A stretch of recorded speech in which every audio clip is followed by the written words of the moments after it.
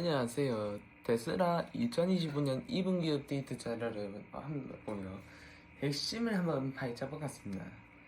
일단 이번 분기 보고서는 되게 흥미로웠는데요. 테슬라가 단순히 전기차 회사가 아니라 본격적으로 AI 및 로보틱스 회사로 가겠다는 선언처럼 들리기도 합니다. 어쩌면 테슬라 역사에서 정말 중요한 변곡점이 될 수도 있다 싶겠네요. 오늘은 이 보고서를 통해 테슬라의 재무 상태는 어떤지, 생산 및 판매는 잘 돌아가는지, 그리고 역시 가장 궁금한 AI 미친 제품 계획이 어디까지 와 있는지 한번 깊이 있게 보려 합니다. 단순한 정보 나열이 아닌 수치와 발표들이 어떤 의미가 있는지 한번 짚어보겠습니다. 한번 그러면 시작해볼까요? 먼저 역시 돈 얘기부터 해야겠죠. 재무성과를 보면 회계 기준으로 영업이익은 9억 달러, 순이익은 12억 달러로 은근 나쁘지 않아 보일 수 있는데요. 근데 자세히 보면은 정매출은 225억 달러로 작년 같은 기간보다 11% 낮아졌어요. 특히 영업이익은 테슬라가 9억 달러로 무려 42%나 확 줄었죠. 현금 흐름도 운영 현금 흐름 20억 달러, 잉여 현금 흐름 1억 달러로 전반적으로 테슬라가 수익성이 좀 안 좋아진 모습입니다. 와, 그런 걸까요? 네, 맞습니다. 보고서에서도 그 이유를 몇 가지 들고 있는데요. 역시 제일 큰 건 차량 인도량이 줄어든 것 같아요. 여기에 탄소 배출권 판매 같은 규제 크레딧 수익도 줄었고, 차량 평균 판매 가격 ASP 역시 내려갔습니다. ASP 하락이요. 근데 그냥 가격만 내린 게 아니라 상대적으로 좀 싼 모델 3나 Y 비전이 좀 높아진 믹스 변화와 환율 영향 등이 섞여 있는 거였어요. 에너지 쪽 매출이 제품 가격이 좀 내려가면서 같이 줄었고요. 그리고 비용 쪽도 보면 AI나 로보틱스 같은 미래 기술에 R&D 투자를 확 늘렸네요. 그러면서 구조조정 비용이나 스톡옵션 같은 걸 빼더라도 운영 비용이 좀 증가한 거라 할 수 있죠. 아하, 듣고 보니 딱 그러네요. 버는 건 줄었는데 쓰는 건 늘었다. 그러면 이익이 당연히 줄어들 수밖에 없겠네요. 그럼 뭐 좋은 소식은 전혀 없나요? 아니요, 없는 건 아닙니다. 차량 한 대 만드는데 드는 비용이 매출 원가가 그러니까 좀 줄었어요. 원자재 가격이 좀 안정되고 생산율도 좀 좋아졌네요. 매출 원가가 줄었다고요? 이게 사실 대량 생산 기업에겐 되게 중요하거든요. 수익성 기점의 핵심이니까요. 물론 지금은 ASP 하락폭이 더 커서 문제지만 장기적으로 테슬라에게 괜찮은 신호입니다. 그리고 에너지 저장 장치 사업 부분은 총이익이 오히려 늘었어요. 흐름이 매우 좋습니다. 그리고 무엇보다 중요한 건 이러한 상황에서 분기말 기준으로 테슬라가 가진 현금과 단기 투자 자산 합계가 368억 달러에 달한다는 거죠. 와, 368억 달러요? 엄청나게 큰 액수네요. 아니, 이익이 줄었다면서? 어떻게 이렇게 증가했죠? 근데 이 정도 현금을 가지고 있다는 건 어떤 의미인가요? 이게 그냥 얘네 자체에서 비상 같은 게 아니고 다 지금처럼 단기적으로 좀 힘들어도 테슬라가 진짜 중요하게 생각하는 AI, 자율주행, 로보틱스, 대규모 RFD 투자를 계속 흔들림 없이 할 수 있는 체력이라 보시면 됩니다. 아하, 체력. 네, 불확실한 시기에 미래 투자를 안 멈춘다는 의지의 표현이겠군요. 당장 실적은 좀 안 좋아도 미래 먹거리에 투자할 여력은 충분하다는 자신감의 근거가 되겠네요. 네, 재무 쪽은 단기적인 어려움과 장기적인 투자가 교차하는 모습이죠. 그럼 실제주는 얼마나 만들고 팔았는지 운영 현황을 한번 보도록 하죠. 현재 테슬라의 총 생산량을 41만 대로 작년과 어느 정도 비슷한 수준인데 고객이 인도된 건 38만 4천 대로 13%나 줄었습니다. 만든 만큼 다 못 팔았다는 얘기죠. 특히 모델 X나 X 같은 비싼 차들은 생산 및 인도가 둘 다 50%로 감소폭이 엄청 크네요. 재고 수준은 나타나는 재고 일수도 22일에서 24일로 늘었죠. 이게 과연 뭘 의미할까요? 네, 정확히 보셨어요. 주력 모델인 3와 Y도 생산은 3% 늘었는데 인도량은 12% 줄었고, 말씀하신 대로 고가 모델은 생산과 인도 모두 확 줄었죠. 이게 여러 해석이 가능해요. 고금리나 경기 때문에 비싼 차 수요가 줄었을 수도 있고, 아니면 테슬라가 일부러 3Y 쪽에 더 집중하는 전략적 조정일 수도 있어요. 전략적 조정이요. 네, 재고의 수가 늘어난 건 결국 생산과 인도 사이에 갭이 벌어졌다는 거고, 이건 단기적으로 현금 흐름에 부담이 될 수도 있는 요인이죠. 물론 자동차 업계에서 이 정도 재고가 아주 심각한 수준은 아닙니다만, 그래도 추세는 좀 봐야 되겠네요.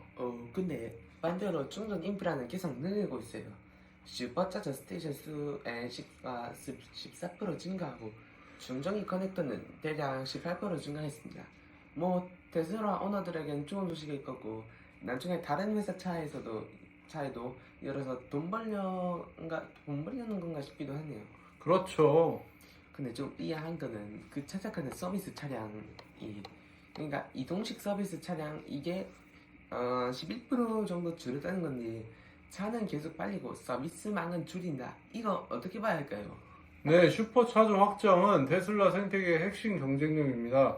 말씀하신 대로 타사 개방을 통해 수익화할 가능성도 크고요. 이동식 서비스 차량 감소는 보고서에는 딱히 설명이 없어요. 그냥 추측해보자면 서비스 센터를 좀 더 효율적으로 운영하거나 아니면 원격 진단이나 소프트웨어 업데이트로 방문 서비스 필요성을 좀 줄이거나 서비스 방식 자체에 변화가 있을 수도 있고요. 살짝 교육화 쪽일 수도 있겠군요. 네, 고객 경험을 해치지 않는 선에서 효율을 찾는 것일 수도 있겠죠. 그리고 이번 6월에 누적 생산 800만 대를 넘었다는 의미 있는 기록도 세웠네요. 그리고 이제 이번에는 정말 뜨거운 주제인 AI 및 자율주행 이야기로 한번 가보도록 하겠습니다. 보고서를 또 보니까 6월에 텍사스 오스틴에서 안전 요인이 됐지만 로보택시 서비스를 테슬라가 시작을 했고 공장에서 고객 집까지 한 30분 거리를 완전 자율주행으로 차를 배송했답니다. 완전 이거 우리가 예전에 봤던 공상과학 영화 같은 거에서 나올 만한 사실인데 정말 놀랍네요. 네, 이게 그냥 테스트 수준이 아닌 것 같아요. 그쵸. 테슬라가 지금 스스로를 바뀌다니 AI 로봇 회사라고 말하는 거 딱 보여주는 상징적인 사건이죠. 그냥 운전 보조 이게 아니라 사람 없이 혼자 다니는 차 그 목표에서 진짜 한 걸음 더 갔다는 걸 보여주고 있죠. 보고서에서도 성공의 핵심 기술로 카메라 기반 비전 시스템이나 실제 주행 데이터 기반 신경망 학습을 정말 강조하고 있어요. 수백만 대 차들이 전 세계 도로를 달리면서 쌓은 데이터가 FSD 성능 개선의 핵심이라는 거군요. 근데 카메라만으로 자율주행을 한다는 거, 이거 아직도 좀 논란이 있지 않나요? 날씨가 안 좋거나 예상 못한 상황에서 라이다 같은 다른 센서가 더 낫다는 이런 이야기도 많이 있잖아요. 네, 맞죠. 그게 바로 테슬라의 가장 큰 기술적 배팅이자 도전과제죠. 테슬라는 사람이 눈이나 뇌로 운전하듯 AI도 카메라랑 강력한 컴퓨터 그리고 엄청난 데이터 학습으로 사람보다 더 잘 운전할 수 있다고 믿는 거예요. 비용 면에서 라이다보다 훨씬 싸지만 말씀하신 대로 극한 상황에서 안전성, 신뢰성 이걸 완벽하게 증명해야 하는 숙제가 있죠. 그래서 테슬라가 AI 학습 능력 키우는데 진짜 어마어마하게 투자를 하고 있는 거고요. 얼마나 투자를 하네요. 구체적으로 텍사스 기가팩토리에 엔비디아의 최신 AI H20 GPU를 16,000개나 더 설치했어요. 기존 H100급까지 합치면 총 67,000개입니다. 이건 엄청난 AI 학습 인프라를 갖춘 거예요. 67,000개요? 네, 그냥 컴퓨터를 많이 샀네 이게 아니라 FSD 성능 개선과 로보택시 상용화에 회사의 모든 것을 걸고 있다는 증거죠. 이 정도면 글로벌 빅테크 기업들 AI 데이터 센터랑 거의 맞먹는 수준입니다. 실제로 지도 감독 FSD 누적 주행 거리가 기하급수적으로 늘고 있어요. 최신 버전인 V12 이후의 기능 성능 개선이 눈에 띈다는 보고서도 있고요. 중국이나 유럽에서도 FSD를 출시하려고 지금 규제 승인을 기다리고 있습니다.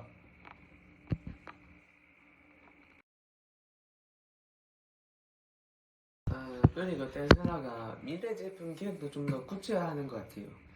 소위 반급 전기차라는 저가 모델 같은 첫 시제차를 만들었다고 6월에 발표를 했어요. 2025년 하반기에 양산 목표를 하네요. 아, 그런가요? 그리고 전기 트럭 세미와 로보택시 전체인 사이버캅을 2026년 양산 목표고요. 특히 사이버캅은 언박스라는 새로운 방식으로 만든다는데 이게 정확히 뭔가요? 기존 방식이랑 뭐 다른 건가요? 언박스도요. 이게 아직 정보가 많지 않은데요. 알려진 바로는 기존에는 컨베이어 벨트 따라서 차체를 순서대로 쭉 조립했어요. 근데 이제는 그게 아니라 차를 여러 개의 덩어리, 모듈로 나누는 거예요. 뭐 앞부분, 뒷부분, 배터리팩, 실내 이런 식으로. 그래서 각 모듈을 동시에 병렬적으로 만들고 마지막 단계 로봇 같은 걸로 한 번에 합치는 방식입니다. 뭐 레고 같은 것처럼요. 네, 맞아요. 약간 레고 조립하듯이에요. 이게 만약 성공하면 생산 속도는 엄청 빨라지고 공장 공간도 효율적으로 쓸 수 있어요. 결정적으로 만드는 비용을 확 줄일 수 있죠. 그러면은 훨씬 싸고 빠르게 차를 만들 수 있겠네요. 결국에 그 25,000달러짜리가 저가 모델을 만들려면 생산 혁신이 정말 필요하겠네요. 바로 그겁니다. 그리고 언박스는 그냥 공장 개선이 아니라 자동차 대량 생산의 패러다임을 파악할 수도 있는 그런 혁신이라고도 들었고요. 실제로 구현하는데 기술적인 어려움은 일같지만 테슬라가 왜 그렇게 생산성에 목숨을 거는지 알 수 있는 사례인 것 같습니다. 자동차 얘기는 이쯤 하고 에너지 사업으로 넘어가 볼게요. 와, 이쪽은 분위기가 아주 좋아 보여요. 에너지 저장 장치 ESS 설치 용량이 12분기 연속 기록 갱신. 가정용 배터리 파워웰 설치량도 5분기 연속 신기록을 세웠어요. 정말 테슬라가 정말 잘 나가고 있네요. 에너지 부문 전체 총이익은 8억 4,600만 달러로 세상 최대치로 나가고 있네요. 중국 상해 메가팩토리에서 만든 첫 메가팩도 드디어 나왔다 하네요. 네, 에너지 사업은 테슬라의 또 다른 아주 강력한 성장 엔진입니다. 특히 요즘 같은 AI 시대가 되면서 에너지의 중요성은 더 커지고 있죠. AI랑 에너지가 뭐 관련이 있나요? 그렇게? AI 모델을 학습시키고 돌리려면 전기가 어마어마하게 들거든요. 테슬라는 단순히 AI 기술만을 개발하는 게 아니라 그 기술을 돌리는 데 필요한 깨끗하고 안정적인 에너지 솔루션까지 우리가 다 하겠다. 이런 큰 그림을 그리고 있는 거예요. 메가팩 같은 대용량 ESS가 태양력이나 풍력 같은 재생 에너지의 결정적인 발전력을 해결하고 전력망을 안정시키고 효율을 높이는 정말 핵심적인 역할이 될 것 같습니다. 상하이의 메가 팩토리 가동은 어떤 의미가 있나요? 아마 지정학적 리스크 분산이나 공급망 안정 측면에서 되게 중요할 것 같습니다. 뭐 요즘 글로벌 무역 환경도 복잡하고 관세 문제도 좀 있잖아요. 근데 주요 시장인 아시아나 태평양 지역에는 생산 기지를 딱 두면 물류비도 줄이고 현지 수요에 더 빨리 대응할 수 있다는 거죠. 아하, 미국 밖에서 만든 메가팩이 나오기 시작했다는 건 이제 글로벌 에너지 시장 제대로 공략하겠다 이런 신호로 볼 수 있겠네요. 네, 서비스 및 기타 부분 얘기도 잠깐 해보죠. 이쪽 이익이 전분기보다 64% 늘었는데 주로 슈퍼차저 이용이 늘었다고 볼 수 있어요. 네, 충전소가 많아지고 테슬라 차가 많아지니까 당연히 이용도 늘고 돈도 벌고 좋은 순환이네요. 근데 더 중요한 건 고객 서비스에 AI 상담을 썼다는 거예요. 문의 답변, 서비스 예약, 부품 주문까지 AI가 돕고 심지어 서비스 기술자들이 일하는데도 AI를 쓴다고 하네요. 현재 전 세계 테슬라차가 지금 수백만 대가 올라다니고 있는데 서비스 수요를 엄청나게 늘겠죠. 이러니까 이걸 예전처럼 사람만 계속 봐서 되긴 힘드니까 AI를 써서 단순 반복 문의는 자동으로 처리하고 서비스 예약 과정도 편하게 만들고 기술자들은 문제 진단이나 수리에 더 집중할 수 있도록 돕는 거죠. 아, 되게 효율적이네요. 그렇죠. 고객 만족도도 높이는 동시에 운영 비용도 좀 줄일 수 있고, 그리고 자파는 거 말고도 서비스나 충전, 소프트웨어 이런 데서 새로운 수익을 만들고 효율성을 높이려는 노력의 하나로 볼 수 있단 말입니다. 종합적으로 테슬라가 단기 실적은 좀 안 좋지만 미래를 위한 투자는 계속 더 세게 하고 있다는 거예요. 마지막으로 앞으로의 테슬라의 전망은 어떻게 볼 수 있을까요? 뭐 여전히 장밋빛이라 생각을 하시나요? 그렇지만은 않습니다. 보고서 마지막 부분을 보면 상당히 좀 신중한 톤을 유지하고 있어요. 특히 뭐 예측하기 힘든 글로벌 무역 정책 변화라든가 각국 재정 정책, 계속되는 지정학적 긴장 같은 게 사업에 영향을 줄 수 있다. 예단하기 어렵다. 이런 이야기를 하고 있습니다. 좀 조심스럽긴 하네요.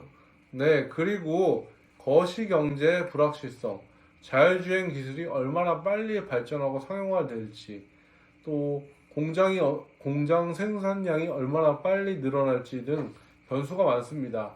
그래서 실제 결과는 회사 예측이랑 다를 수도 있습니다. 이 점을 분명히 하고 있어요. 마냥 좋기만 볼 수는 없겠군요. 그럼에도 불구하고 테슬라가 계속 강조하는 핵심 방향은 뭘까요? 핵심 우선순위는 아주 명확하고 일관됩니다. 1번, 완전 주행 기능을 가진 그러면서도 합리적인 가격의 전기차를 최대한 많이 팔아 도로 위 테슬라 차량 수를 극대화하는 것. 두 번째, 에너지 저장 장치 사업을 계속 키워 에너지 전환을 앞당기는 것. 세 번째, 휴머노이드 로봇 옵티머스를 통해 로보틱스 분야의 혁신을 계속 만들어 나가는 것. 세 가지입니다. 장기적으로 차 파는 것 같은 하드웨어 이익도 중요하지만 거기에 더해서 FSD 구독이나 로보틱스 운영, 에너지 관리 서비스, 로봇 활용 같은 AI와 소프트웨어, 그리고 플릿 기반 서비스에서 나오는 이익이 기하급수적으로 늘어날 거다 이렇게 기대하고 있습니다. 그렇다면 오늘 이런 테슬라의 미래의 의미는 요약하자면 테슬라의 재무적으로 약간 숨고르는 걸 볼 수 있네요. 실제로 AI와 로보틱스라는 훨씬 더 큰 미래를 위해 엔진을 최대 출력으로 지금 테슬라가 돌리고 있는 거죠. 단기적인 이익 감소는 그 광장에서 겪는 우리 인간의 성장동 같은 거라고 볼 수 있네요. 결국 테슬라를 볼 때 이 회사가 그리는 전기 비전과 지금의 공격적인 투자를 얼마나 믿느냐, 얼마나 믿느냐에 따라 평가가 달라질 수 있습니다. 자동차, 에너지, AI, 로보틱스 이 모든 걸 아우르는 거대한 생태계를 만들게 되는 야심찬 테슬라의 계획이 과연 현실에 될지 지켜보는 게 정말 흥미로운 포인트가 될 것 같네요. 오늘은 테슬라의 2025년 2분기 업데이트를 자료를 통해 테슬라가 지금 맞이하는 도전들과 미래를 향해 담대한 계획들을 깊이 있게 한번 살펴봤습니다. 재무지표는 좀 어렵게 보이겠지만 AI 기반 로보택시 시범 서비스나 완전 자율주행 배송 성공, 또 저가 모델 사이버캡 준비, 에너지 사업 준비의 꾸준한 성장 같은 걸 보면 미래를 향한 발걸음은 정말 확실히 멈추지 않았다는 걸 볼 수 있네요. 마지막으로 이제 한번 여러분께 생각해볼 만한 질문을 하나 던지겠습니다. 보고서에서는 텍사스 오틴의 로보택스 서비스를 아주 적은 투자로 다른 도시에도 금방 확장할 수 있다고 자신하고 있거든요. 근데 각 나라마다 복잡한 구제 승인이라는 큰 산을 넘는다고 쳐도 이 혁신적인 서비스를 전 세계 주요 도시로 빠르게 퍼뜨리는 데 있어서 테슬라가 혹시 예상치 못하게 부딪힐 수 있는 비재무적인 장벽이나 복잡성은 뭐가 있을까요? 예를 들면 도시마다 다른 도로 환경이나 교통 문화에 AI가 잘 적응할 수 있을까 하는 문제라든가 아니면 기존 업계 그리고 운전자들이 과의 어떤 사회적 갈등, 해킹, 오작동에 대한 시민들의 불안감 같은 거 이런 것에 대한 것도 생각해 볼 필요가 있겠습니다. 앞으로도 더 흥미로운 분석 통해서 찾아뵙겠습니다.